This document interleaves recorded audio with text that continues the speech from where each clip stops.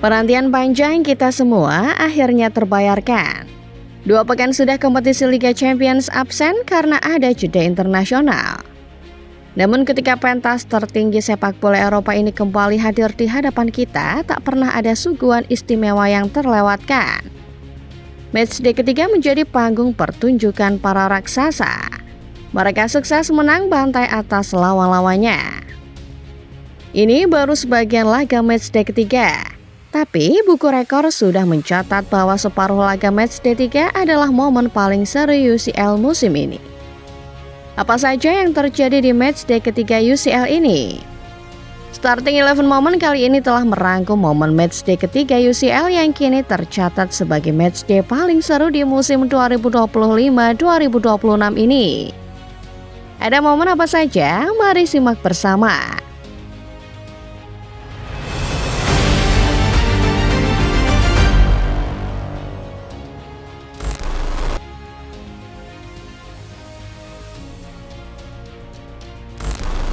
Liga Champions adalah kompetisi yang selalu menarik buat para pecinta sepak bola. Daya tarik pentas tertinggi kompetisi antar klub benua biru ini seakan tak pernah ada habisnya. Sayang, pertengahan Oktober ini para pecinta sepak bola harus menunggu cukup lama untuk kembali menyaksikan UCL dengan antemnya yang khas. Jeda internasional membuat semua orang beristirahat menyaksikan hingar-bingar kompetisi Eropa termasuk Liga Champions. 2 pekan memang bukan waktu yang lama. Tapi bagi para fans klub-klub Eropa, jeda ini terasa seperti selamanya. Apalagi di Indonesia, jeda internasional tidak membawa vibe seramai biasanya. Karena timnas sudah gugur di kualifikasi Piala Dunia.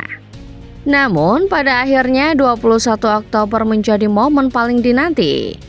UCL kembali menyajikan sejumlah laga menarik di matchday ketiga. Matchday ini biasanya jadi matchday yang spesial karena para kontestan sudah mulai serius berebut poin demi lolos ke babak gugur.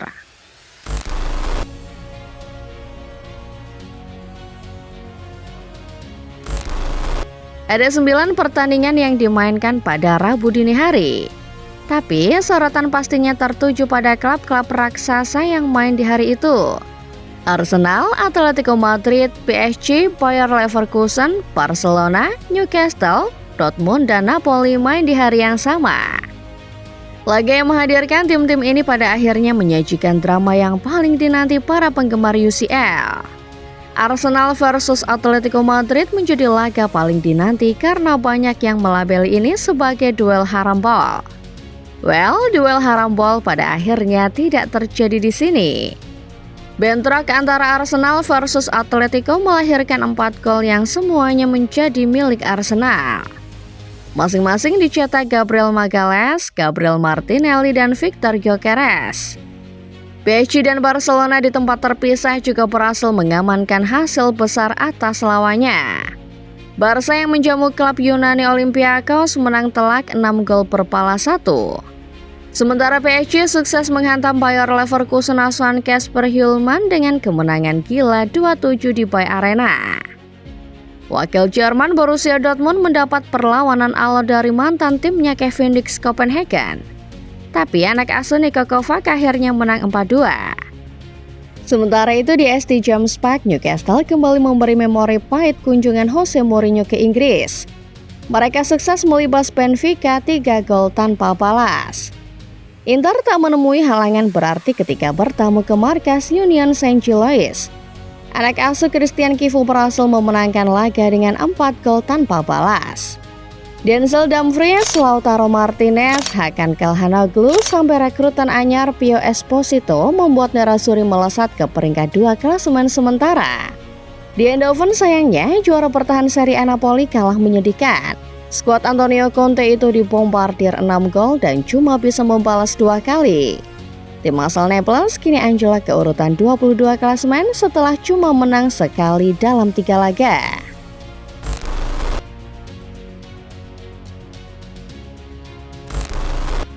Raksasa Liga Inggris lainnya Manchester City sementara itu mendapat perlawanan alot ketika berkunjung ke Estadio de la Cerámica Spanyol. Meski mendapat perlawanan alot, City berhasil membungkus kemenangan 2 gol tanpa balas. Lagi-lagi pertandingan ini menjadi panggung bagi Erling Haaland unjuk kebolehannya mencetak gol. City butuh waktu 17 menit untuk langsung memimpin via Erling Haaland. Striker asal Norwegia itu berhasil menyambar umpan silang Rico Lewis yang mengubah papan skor. City makin menjauh setelah jelang jeda babak pertama. Bernardo Silva menggandakan skor via tandukan, memanfaatkan umpan silang Savinho. Selama 45 menit berikutnya, City menggempur pertahanan Villarreal. Erling Haaland sempat mendapat 2 peluang emas. Tapi tangguhnya Luis Junior di bawah Mister Skuad kapal selam kuning berhasil membuat Villarreal tak kebobolan sepanjang sisa pertandingan. City membawa pulang 3 poin berharga dari Spanyol. Berkat hasil ini, mereka merangsek ke papan atas, tepatnya menuju urutan kelima klasemen sementara fase Liga dengan raihan 7 poin. Anak asuh Pep Guardiola belum terkalahkan, mengoleksi 2 kemenangan dan 1 hasil imbang.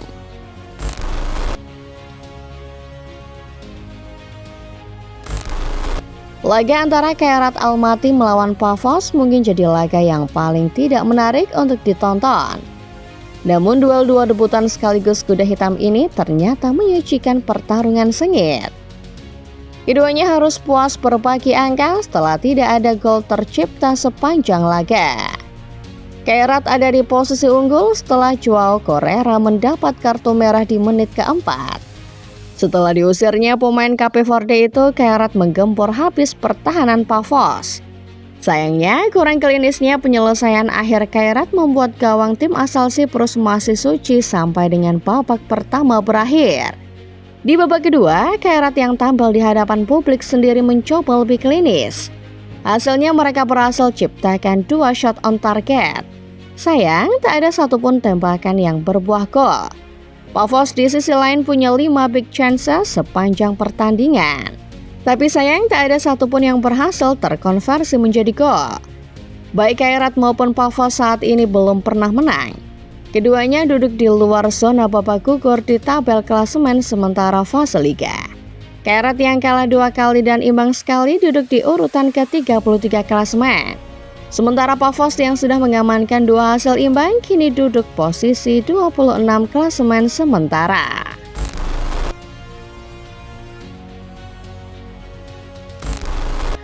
Penantian sekian lama akhirnya terjawab dengan drama yang tersaji pada matchday ketiga UEFA Champions League ini. Seperti cuaca Rabu dini hari, separuh pertandingan matchday ketiga Liga Champions menghasilkan hujan gol. Banyaknya gol yang tercipta membuat matchday ketiga ini mencatat rekor tersendiri.